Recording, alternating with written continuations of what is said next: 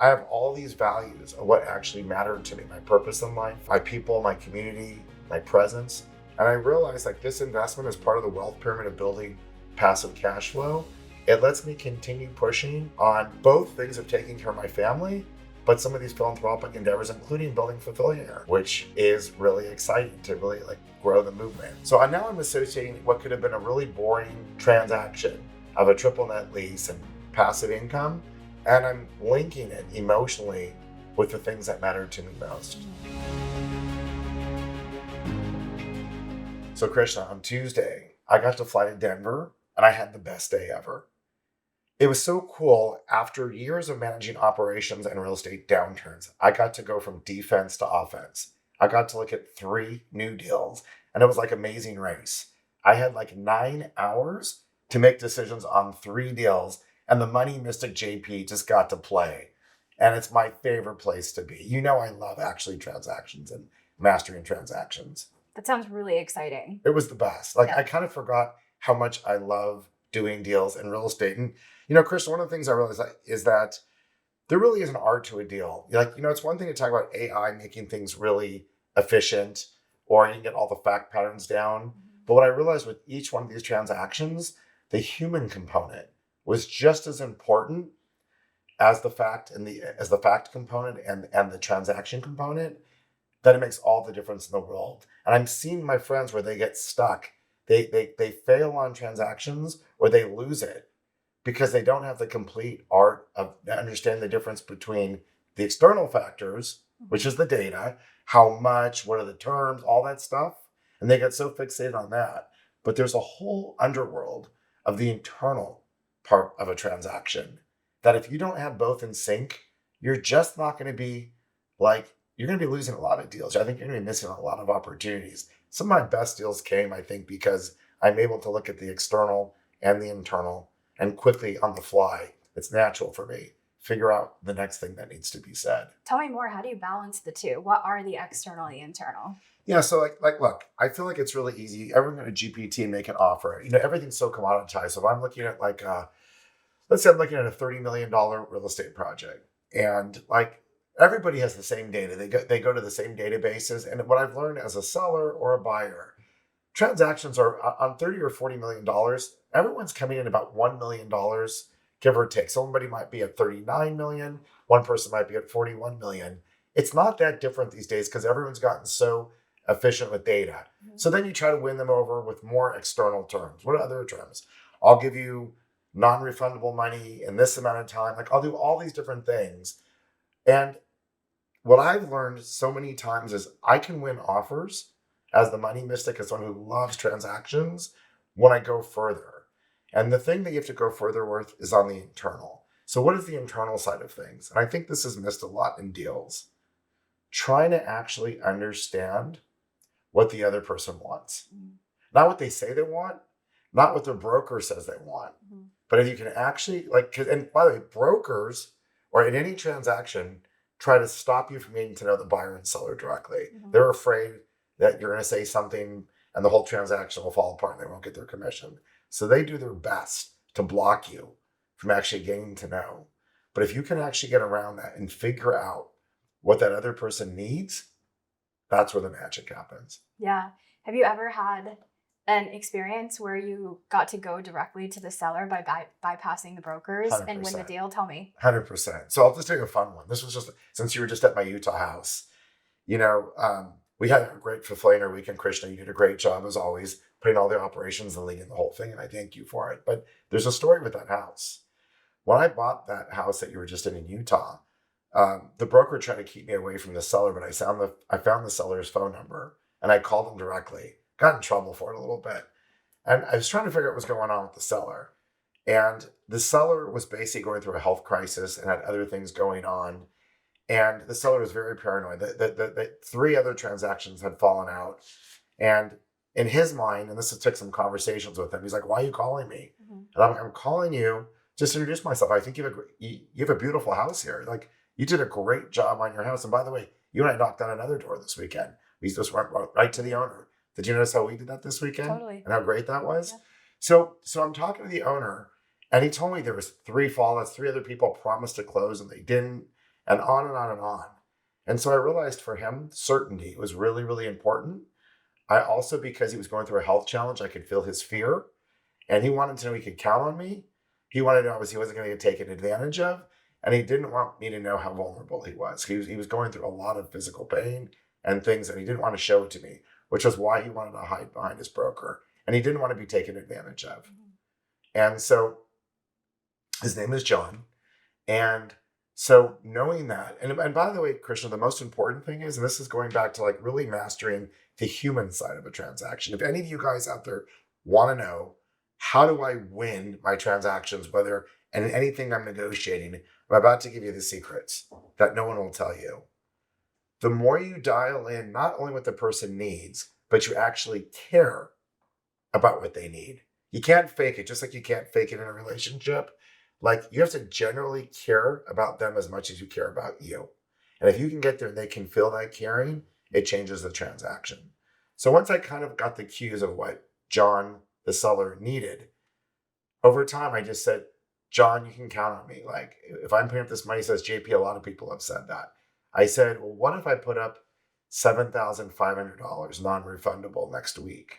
Because it's one thing if I tell you in words, I know you don't know me, you have no reason to trust me, but I'm telling you, like, I'm going to close this transaction and I'll put up $7,500 just if you buy. Give me a little more time, but at least now you know I'm serious. That little thing of just a gesture that he didn't ask for immediately like disarmed him. And we started getting to know each other better and better and better. Finally, towards the end, Krishna, there was a point there was damage in the house. I actually sent an inspector. There was actually mold in the house. And when I called him, the broker was yelling at me. The broker was like, you're just trying to get a price reduction, da da da da. Once again, like, we're not going to do it. Go ahead and pound sand. And I called John directly to the broker's dismay. I said, John, you know you're having a health challenge? Well, mold can create a health challenge for me.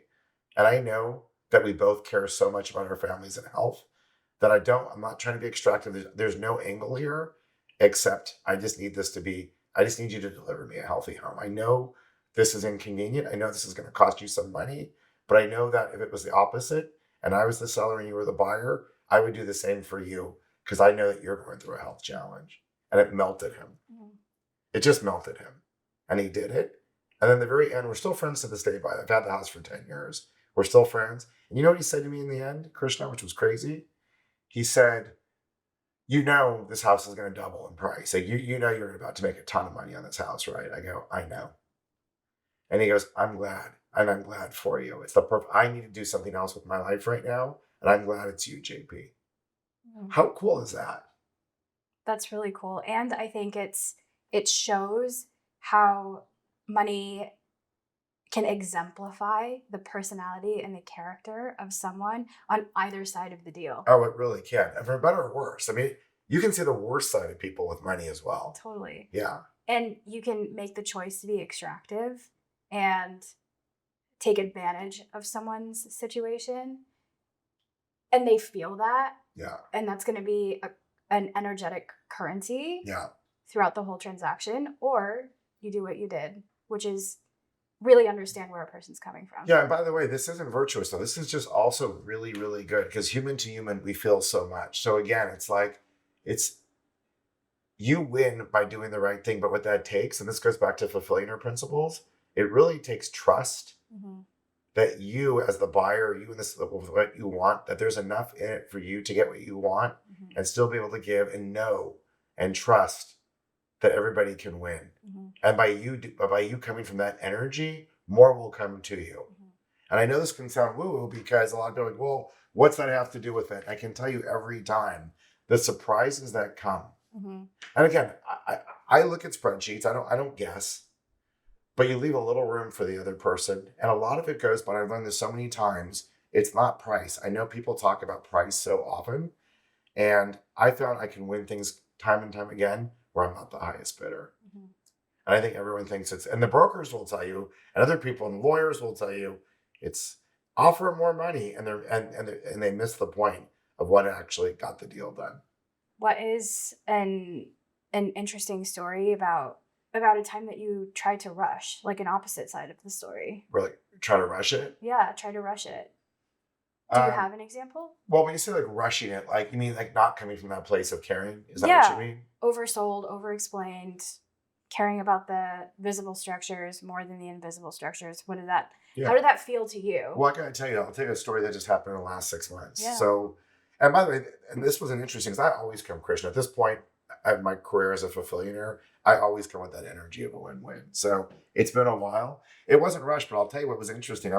We had a $53 million building under contract in Dallas. Mm-hmm. And the other group, I could read them. It was all about the money. It's just all about the money to them. And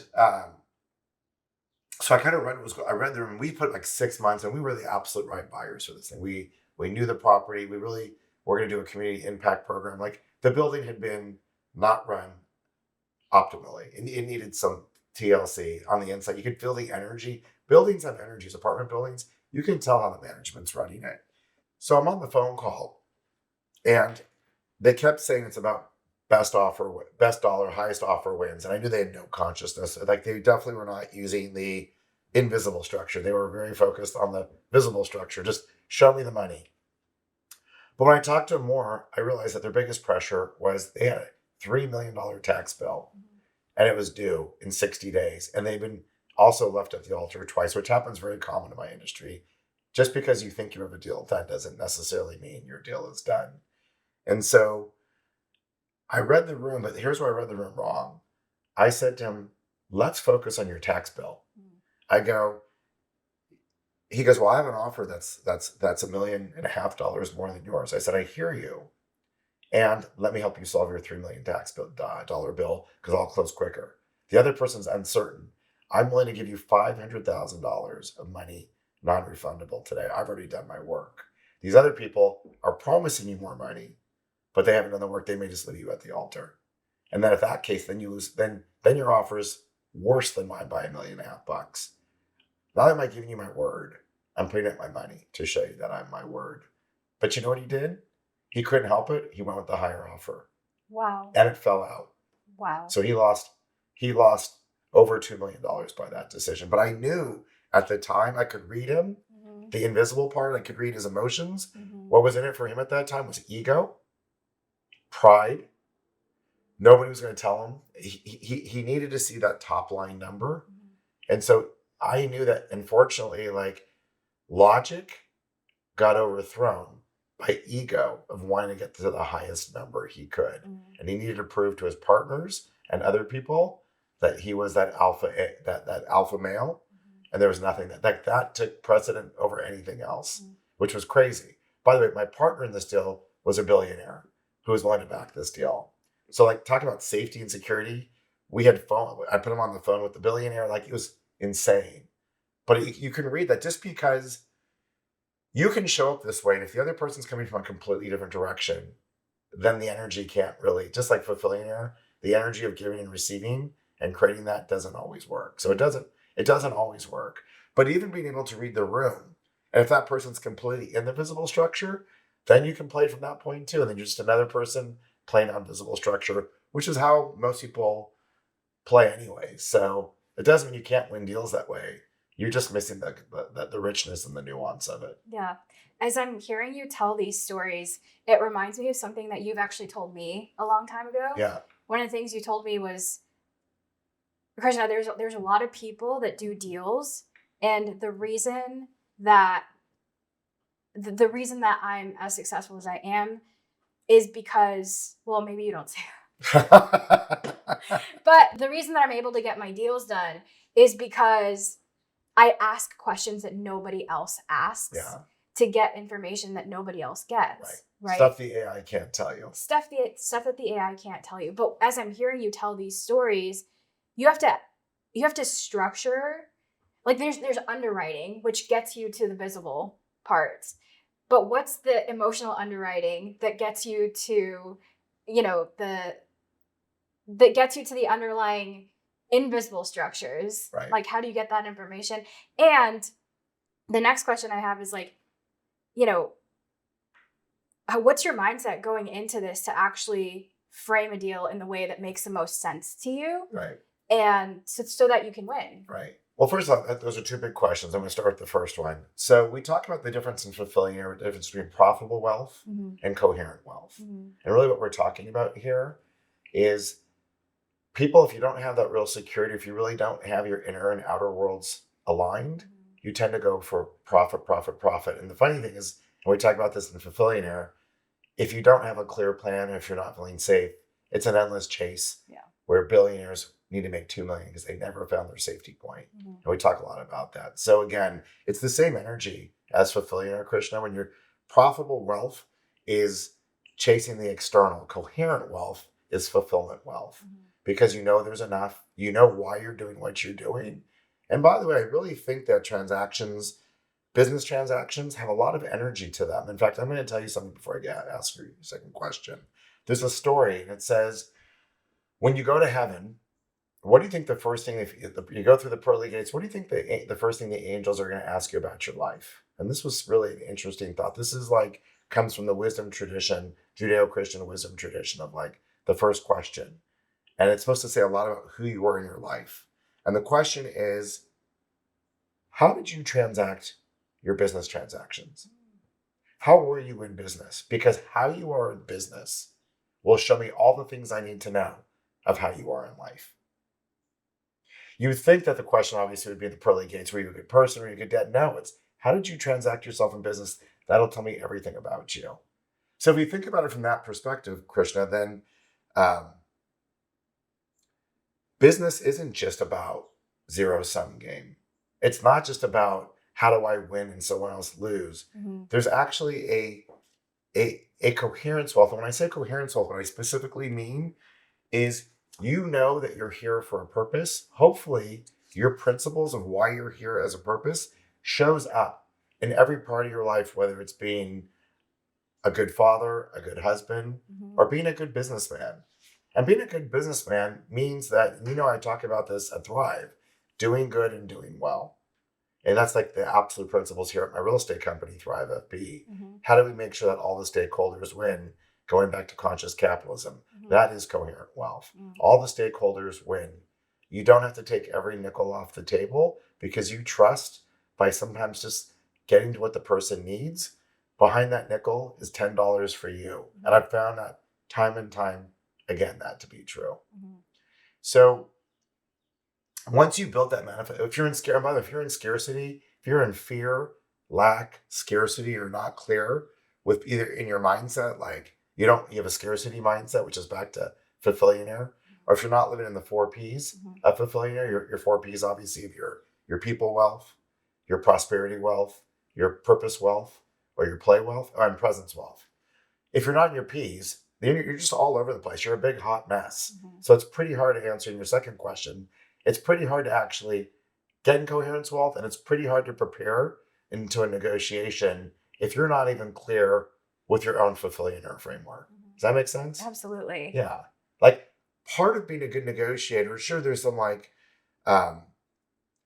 there's great EQ, there's great IQ, but really the more you have your foundation set in place, what my experience is, money just starts to come easier and easier. And then once you know money is coming easier and easier, and you trust that flow because you're in flow, this is just a game at this point.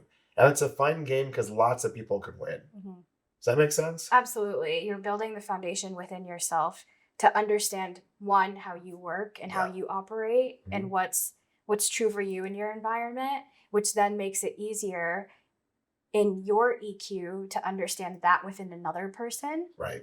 And when you're able to do that with 2 people, it's easier for 2 people to become coherent and come together and think to about create. 100%. Just think about you're single, you date out there. If your nervous system is regulated, when you're going out with a person or a friend or a date or whatever, you can tell when a person's trying too hard or if their nervous system's not regulated. Yeah. It's the same thing. You can't. These are the signals that we talk about. That the underlying signals, whether you're giving them off or not, everyone is transmitting. And so if you're not feeling like your nervous system is regulated and you feel safe, you can't do this. Absolutely. Yeah. And that's part of the magic of being a great, it's EQ, IQ, but it's following the principles of Fulfillionaire 100%. So that you have this nervous system that can go out there and just have a great time with this. Yeah, that's beautiful. And also there's an aspect of, I think when I hear you say nervous system regulation, especially within deals and what we've been talking about, Yeah. there's an aspect of this feels forced, this doesn't feel right, this doesn't feel aligned, and all of that is just information. Right. Like you're getting information about the other person and about yourself. Yeah. And that information is actually very real. Like it's not a visible structure, but you can use that invisible information a lot of times to your success Yes. and to your advantage, Yeah. because you will have learned to kind of see in between the lines of the deal Yeah. to propel it in the direction that you want. I'm going to tell you a fun story, Tell me. kind of along those lines. Yeah, tell me. So somebody brought me a deal. This was like 7 years ago to Adrian and I here at Thrive. And it was a sexy deal. Houston, Texas, 400 units. And I knew it was a great deal. But the guy said to me, like, it's like very rarely do you get like, this is a 10 out of 10. This is just awesome. Mm-hmm. And I saw the money. I can see the profit. I can feel deals, and I hyper process them in my head too, which is really fun. So I knew this was like a 10 out of 10. But the guy said, in order to do this deal, I want to be part of it. Like I want to learn from you. I want to learn from Adrian. I want to learn from Thrive. So I'll bring you the deal, but I want to be part of it. And at first we said, yeah, okay, great. Yeah, you can be part of it. And as I got to know him, this is back to what you're saying, I just felt like this is obviously not right. Mm. And how many times do we doubt our intuition and we try to force something because we see the money? Like this was we thought we could get our investors to about a 35 IRR, 35 annual percent return on this deal. And for Thrive, your investors at a 35% rate of return, Thrive's going to do just fine.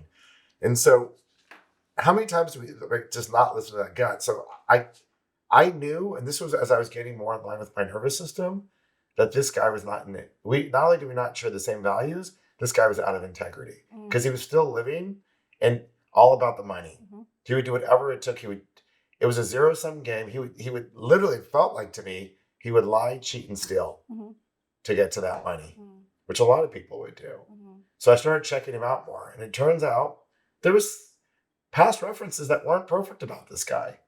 Like things that seemed a little odd. Because he would tell a story. I'm a nice guy. I'm a family man. I like to sail boats. I give to charity. Watch out when someone's too polished. Like he had all the things, but I wasn't feeling it. And so as I checked him out, I would tell you there was smoke. Like I couldn't prove it, but there was enough smoke to tell me I think I'm right about this guy. And I don't know how we're going to get along. No matter, even if I can make $10 million for my investors, like what's the cost of this corrosive relationship going to be on me, right? And I sat with it because I really wanted to make $10 million for my investors. And again, that means a lot of money to us. Like, and how often do we do that in business where our brain is like this tug of war? Mm-hmm. And finally, I couldn't take it anymore. Mm-hmm. And I sat down with him one day. He thought we were done. And I said to this person, I said, hey, would you consider walking away from this deal if I gave you $1 million today? I'll just give you $1 million right now to walk away from this deal. He was shocked. He's like, what the heck?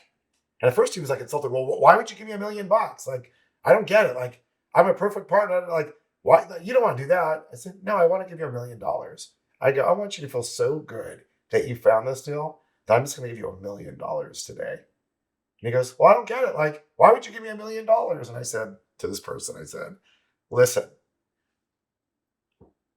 I'm sure you're the greatest person in the world. I'm sure that everything you told me is true, but my gut tells me that we're not going to get along so well. And I just want to be honest with you about this. Like, I think it's like, you always point out, like, I don't think our chemistry is going to work out great. I want to save you a lot of aggravation. Mm-hmm. And so we both agree this is a good deal. So why not just take the money today and enjoy it and let me be what I need to do under my values, the way I do business, and we both win. And at first he got really defensive. He was like, but JP, why? I said, where there's smoke, there's fire. And that's when he got really defensive. I triggered him. And he was like, and he gave me all of his reasons of like what I heard wasn't true about him. Mm-hmm. And I said, I hear you, and that's awesome. And you're probably right. Maybe I'm making the biggest mistake by offering you $1 million today, but my offer stands. And after kind of, he called me 4 hours later and took my $1 million. Wow. He took the $1 million. Wow. And we did the deal without him. And the deal did exactly like I said. It killed it. The investors did great. Thrive did great. And he was investigated by the authorities 4 years later for impromptu financial transactions. And so I didn't know that. Like, even with my smoke, it wasn't that bad. But my intuition just felt like, for me to offer $1 million to somebody to go away on a deal that's uncertain, even though I liked it, it's still uncertain. Like, if I lost, he made $1 million. Mm-hmm. So how often do we just, like, our intuition knows, but we override it with logic and reason? I can tell you, Krishna, the worst deals I've done, the absolute worst deals I've done, is when I focus too much on the spreadsheet and not enough on my gut. Mm-hmm. I did a deal that I still own, unfortunately, where all the people around me were saying, they were showing me the spreadsheets of like why this is a good deal, da da da. And I sat there. I turned to Adrian, my partner, and I said, I think this is the worst part of the market. Because you don't know when you're in the worst part of the market, and you never know when you're in the best part of the market. You can't tell. Usually when you're in the worst part of the market right before the collapse, everyone's buying real estate because there's FOMO. Human nature is, oh my God, I don't want to miss out. Like, everyone else is making money. I'm throwing darts. I got to make money. So it's human nature that gets, like, business goes twice as crazy, and then everything just in stocks, and then everything gets crushed because nobody wants to miss the FOMO party. And I said to Adrian, I said, I think if we buy this today, that we're going to regret it, because I think this, if it's not today, it's next week or it's next month. I feel, and there was no proof, because this was a 12-year run. Like, people were calling this run, or it just kept going and going and going. I feel like this run's about over. Mm-hmm. And 4 people around me told me it's time for me to let other people make the decision by committee, trust the spreadsheet. And they gave me all kinds of reasons why I should trust. Mm-hmm. And it was back to the logic. It was going back to exactly what you were saying about the visible structure. So they went into price, debt, terms, the legal protection, the asset quality, the return profile, the timing. They gave me words like, you can't lose because of X, Y, and they gave me all the formulas. But the only thing they didn't give me, Krishna, was my gut, what my gut told me. Unfortunately, I tried a new way to do things, letting the committees rule, and not, as an entrepreneur, trusting my gut. And exactly what I said has happened. And we're dealing with the consequences of that now. Yeah. It was such a huge lesson for me, because I was really trying to say, oh, there's got to be a more scientific approach, or maybe I'm wrong and there's a more scientific approach. But I abandoned trust, gut, my experience, my intuition, my value as a deal maker, and I let that, and my nervous system. When it's regulated, you can really feel. You can feel the energy of the other person. You can feel the energy of the transaction on the other side. There's a lot of value that I think gets wasted by people who are so in their head because they're not fulfillionaires. That's a really powerful story, and it really shows how I think business, because of Wall Street and so many other things, is driven by chasing the carrot that just constantly moves. Constantly chasing the carrot. The numbers and how much win can I take? How can I make my piece of the pie bigger? Totally. And intuition doesn't really fit into that pie, but it's not fantasy. Yeah. In business, it's actually the sixth sense that can help someone truly take their business to the next level. And Krishna, how many times have you heard me say that money is a currency? Currency is an energy. Mm-hmm. Why do you think they call it currency? Current. Just like electricity is a current, money is energy. It's a current. So why would it be any different than you would use all the same skills as you would do? What is energy? What is health? Health, when you're in good health, it means your energy is flowing. Mm-hmm. When you're in bad health, you're in disease, right? Your energy is not flowing as well. And with anything in life, I think the strength of the currency, by following those principles of both your internal world and your external world being aligned, which is Fulfillionaire, is everything. Mm-hmm. It's everything, because then you're fully online to make the best decisions you make. And from those decisions, and by the way, sometimes your intuition is to buy something. I'm buying something this week, Krishna, as part of this great day I had on Tuesday. I'm buying something crazy. I'm putting a lot of money. It's like I'm putting a lot of money on the table. But you know where it came from, Krishna? My intuition. The numbers were there. But what makes this so exciting for me, why it was such my best day, is because my intuition lined up with my underwriting. I did a lot of underwriting. Like don't think the external doesn't matter. Of course it does. But very rarely does my external and my internal line up so strongly that I'm like all fucking in. And that's why this week was such a great week. I haven't had it all in. That's so in exciting. Yeah. That's really exciting. Isn't that cool? So we have deal makers that watch the show. Yeah. We've got deal makers as a part of our community Yeah. that are wonderful human beings. What would you tell them if they were going in on a deal tomorrow and they wanted to fine tune their invisible skills? Yeah. And they're really looking to sharpen their EQ and they have the IQ. What can they do? Yeah. So the first thing I would do, quite frankly, is once you've underwritten the deal, if this is a deal you want to do, first of all, know what your stop point is. Don't let emotions run you, and know why you're doing this deal. What does this deal align with your values, your business? Is this a solid transaction? And I would do a self inventory before you even go to the external. Why am I doing this deal? Where is it coming from for me? Is this coming from my ego? Is this coming from my scarcity? Am I overreaching, which happens all the time, to prove something, or I'm desperate, or I'm worried about losing money, or my business is falling apart? Like, where is it coming from? And take an honest self-assessment of where are you at? Because a lot of times it's our own scarcity. Like the deal goes bad from day one. I'm going to tell you, on my best day Tuesday, I was helping somebody, and the way they've structured their deal to get it closed, I promise you, it's so wrong from the beginning, the energetic alignments of the partners, that it's going to fail. It's destined to fail before you even know.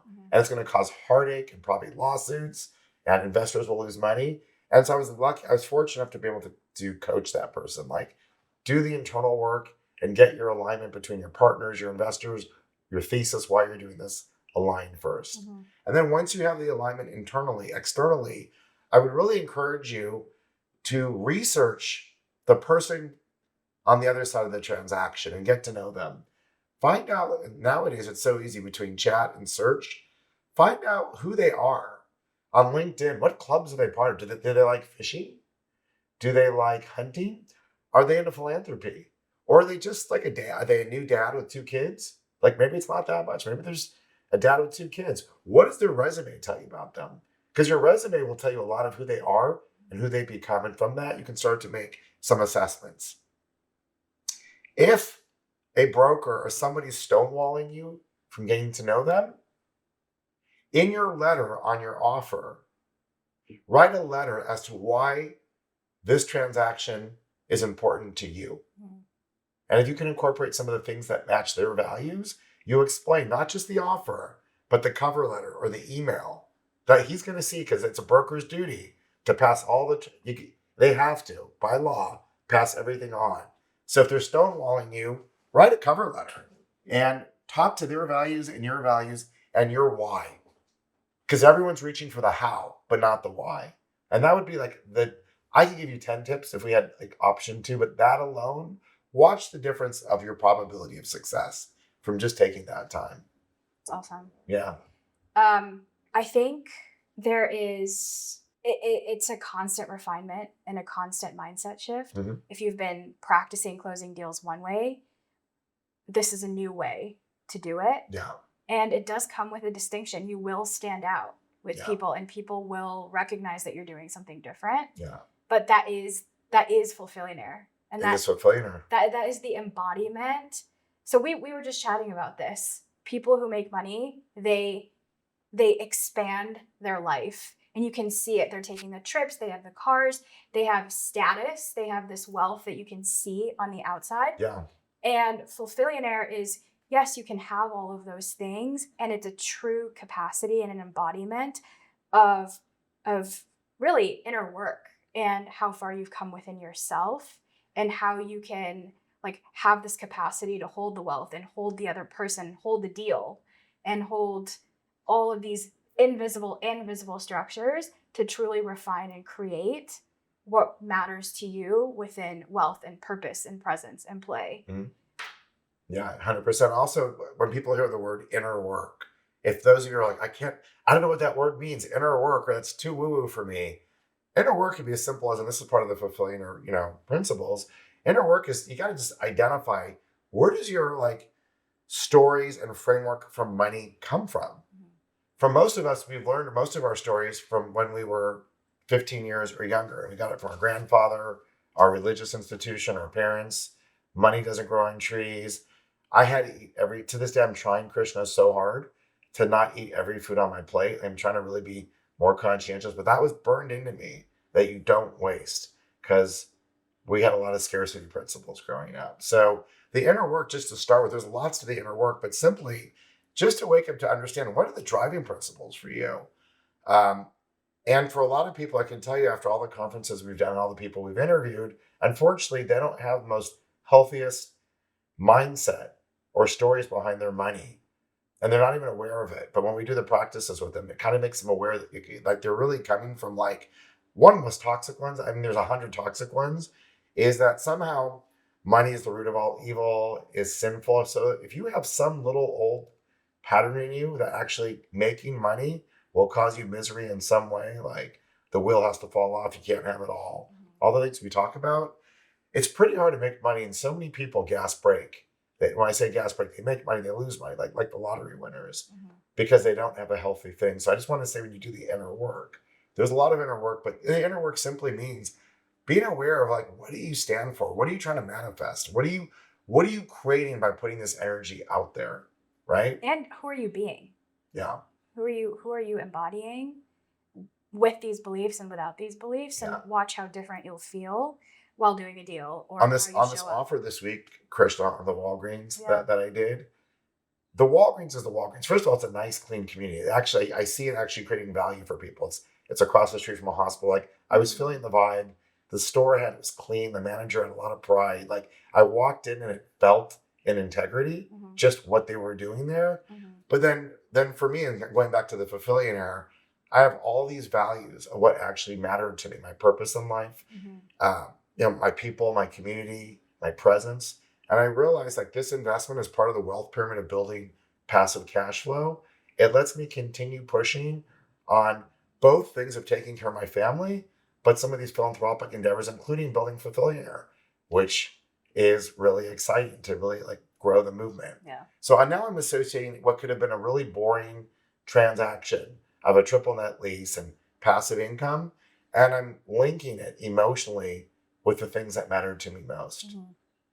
How can you lose when you have that gratitude that all these pieces and all these transactions are on a mystical roadmap to the things that create the most fulfillment in life, not just for me, my family, my closest friends, and my community, and hopefully planet Earth at the end of the day. Absolutely. That feels pretty good. That feels so good. Yeah. And you've always operated under that principle with Thrive. It's how can every stakeholder that's associated with the investment win? Yeah. You do that with Fulfillionaire. How can everybody that's involved in this community, in this movement, how can we all do it together so it feels like we're making a positive impact on the planet together? Yeah. And it's really cool to hear, okay, guys, like a Walgreens is the last thing that you can think of 100%, that right? would have an impact on the community and be a positive impact on stakeholders. But when you really look at it with a different framework, which is something you've cultivated your whole life, all of a sudden the money that you're earning feels really different. And the way that you interact with the investment and everything around it creates a really coherent structure where the money just feels really good. Right. Yeah. It's energy. It's all energy. It's energy. Yeah, that's it. You got it. I think you've got it. Learn for the best. Thank you. Yeah. Cool. Well, I learned a lot. Good. Thank you for. I know you weren't planning to be on camera today, but thank you for jamming with me. It's much more fun. Of course. Any closing thoughts? Imagine, Krishna, if the world started playing more and more the game of life where they came out with if they took 20% of what you and I just talked about in this conversation, if you were as an entrepreneur, and when I say negotiations, it could be negotiations with your vendors. It doesn't have to be these big transactions. It could be literally all around you. If you could feel safe enough to know that no matter what, you were going to succeed on all dimensions, besides just the one dimensions of wealth. Imagine the joy and the trust and how that would really shape how we interact with each other. Remember, the sages said, how you live your life is how you transact in your business. So if everybody felt a little safer and a little more intentful, that this just isn't about a dog eat dog world, and there's a little more to share, and by sharing, we actually create more abundance by the laws of the universe. Imagine how much you and I and you can effectuate change by simply just doing our businesses by incorporating the Fulfillionaire principles. Absolutely. That's why I do what I do. Absolutely. And by the way, I'm still a student. Always learning. I can tell you this week on Tuesday, I'm hitting new peaks of how much fun this is getting. But I don't want anyone to think, if you know my story, there's been years of scarcity, fear, lack. This is a constant reminder, and you can go backwards and forwards. You don't just keep going forwards. It's a spiritual, if you don't use the word spiritual, it is a practice. It's an exercise and a practice of incorporating the principles with repetition that creates greater joy, greater fulfillment, and I think greater money. I think you're just going to make more money in the end of the day, which doesn't suck either. No. So that's all I got. Yeah. And if you guys are interested in learning how to build the framework, and not only within your business, but really within your life and within your purpose, that's kind of what we do at Fulfillionaire. That's what we do. And our greatest joy is helping people reach that level of clarity within their mindset, and then also creating a financial framework around it. And so if you enjoyed chatting with us today, I would personally love to invite you guys to hang out with JP and I, and Sam, who is just an incredible tactics master and also a money mystic, to hang out with us here in Austin at this super dope office. And click on the link in the show notes, fulfillionaire.com. We'd love to chat with you. We'd love to learn what you're about, and come hang out with us. Come hang out. Thank you, Krishna, for jumping on.